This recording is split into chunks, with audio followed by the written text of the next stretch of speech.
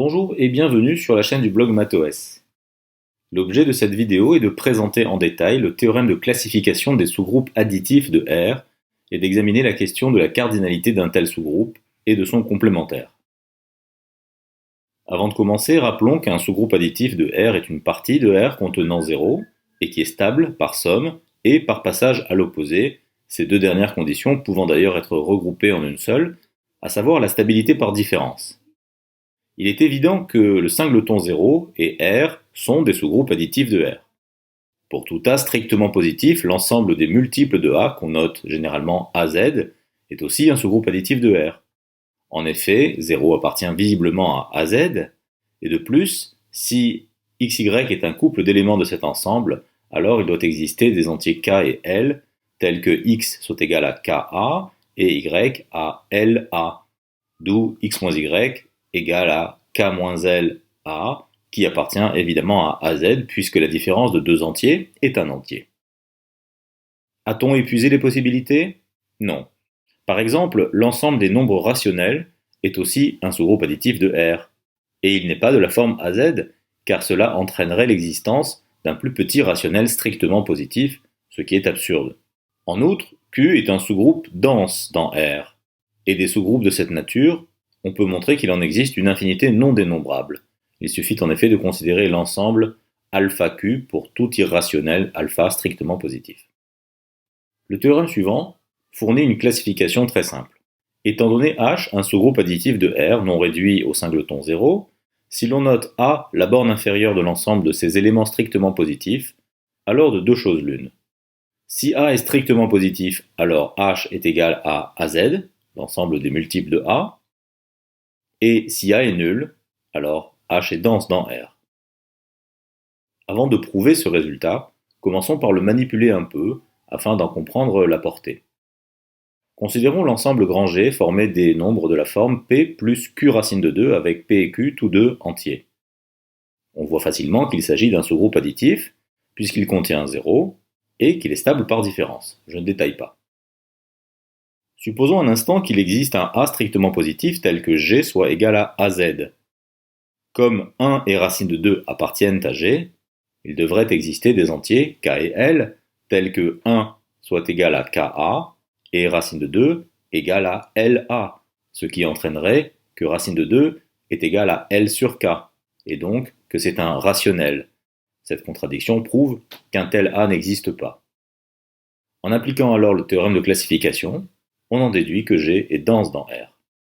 On voit donc ici très bien l'intérêt du théorème, qui est de montrer de façon indirecte que certaines parties de R sont denses. Vous me direz qu'on pouvait prouver cela sans recourir au théorème en question. Et c'est vrai, voici une preuve directe. Le nombre racine de 2 moins 1 est positif et strictement plus petit que 1. La suite de ces puissances converge donc vers 0. Par ailleurs, la formule du binôme montre que pour tout n dans grand N, racine de 2 moins 1 à la puissance n est égale à la somme pour k de 0 à n des k parmi n moins 1 puissance n moins k, racine de 2 puissance k. En séparant les termes d'indices pairs de ceux d'indices impairs, on voit que racine de 2 moins 1 puissance n peut s'écrire comme ceci. Cette expression est d'apparence un peu compliquée, mais au fond elle est de la forme an plus bn que multiplie racine de 2, où an et bn sont des entiers. Afin d'alléger les notations, notons hn ce nombre. La suite de terme général hn est à terme d'G, et elle converge vers 0. Étant donné des réels x quelconques et epsilon strictement positifs, on peut choisir un entier n tel que h indice n soit inférieur à epsilon. Les multiples de hn sont tous des éléments de G. Parmi ceux d'entre eux qui sont inférieurs ou égaux à x, considérons le plus grand. Il s'écrit khn pour un certain entier k. Et on a cet encadrement, d'où il résulte que x moins khn est compris entre 0 et epsilon. On a montré qu'il est possible de s'approcher arbitrairement près de x tout en restant dans G. Autrement dit, G est dense dans R. Maintenant, il faut bien voir qu'aucune démonstration directe de ce type n'aurait pu être envisagée en remplaçant racine de 2, disons, par pi. L'existence d'une suite de la forme Pn plus Qn fois pi avec Pn et Qn entiers, pour tout n, et qui convergent vers 0, ne saute pas aux yeux. Et là, on apprécie la puissance du théorème de classification puisque, pour le coup, l'argument est le même qu'avec racine de 2. Regardez, on refait le truc.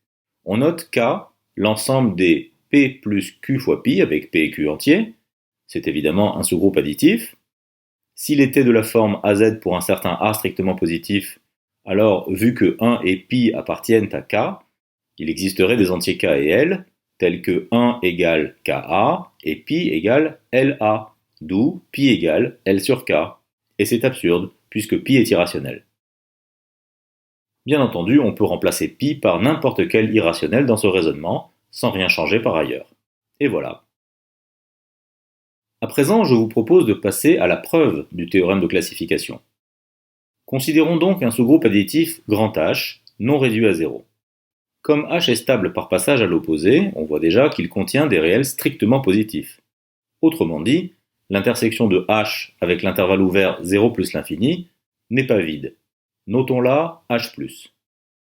Partie non vide et minorée de R, H+, possède une borne inférieure. Notons là A. Nous allons distinguer deux cas selon que petit a est strictement positif ou nul. Mais juste avant ça, rappelons par précaution un point théorique un peu subtil dont on va avoir besoin. Si E est une partie de R non vide et minorée, et si alpha désigne sa borne inférieure, alors alpha est le plus grand des minorants de E. Donc si bêta est strictement plus grand qu'alpha, alors bêta n'est pas un minorant de E, et il existe donc nécessairement un élément x appartenant à E, tel que x soit strictement inférieur à bêta.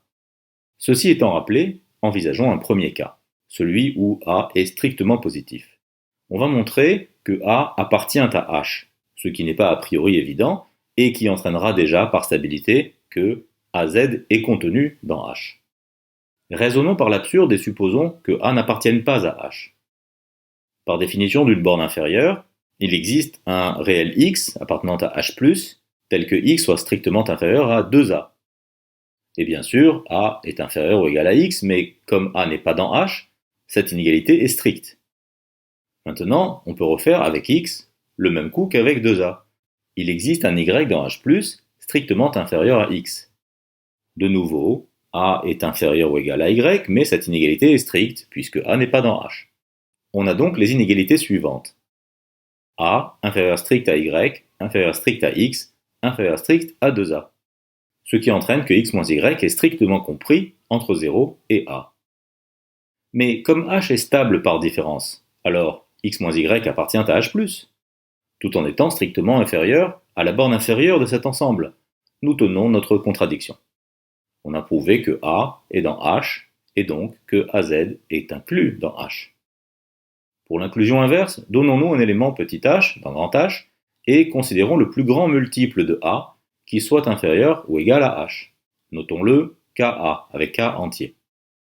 De sorte que Ka est inférieur ou égal à H, qui est strictement inférieur à K plus une fois A. Cet encadrement peut s'écrire ainsi. Le réel H moins Ka appartient à H par stabilité, et il est donc forcément nul car sinon, il serait à la fois dans H+, tout en étant strictement plus petit que la borne inférieure de cet ensemble. Moralité, H est égal à Ka, et donc H appartient à AZ.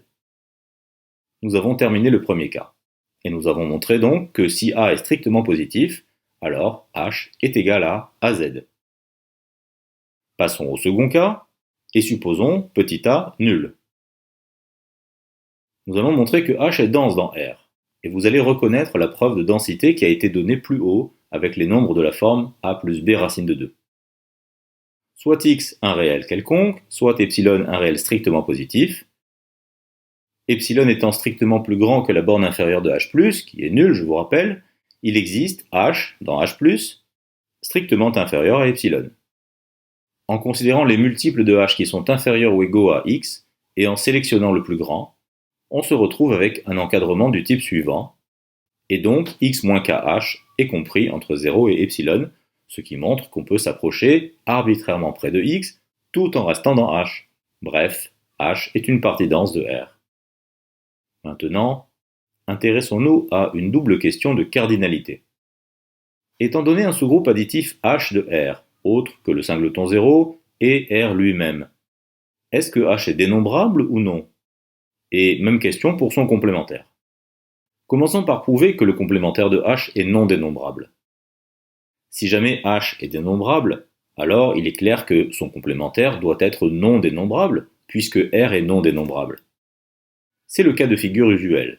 Les sous-groupes additifs de R qu'on a rencontrés jusqu'ici sont tous dénombrables, que ce soit les AZ, ou des sous-groupes denses comme Q, ou AZ plus BZ avec A et B, des réels strictement positifs et incommensurables, c'est-à-dire dont le rapport est irrationnel.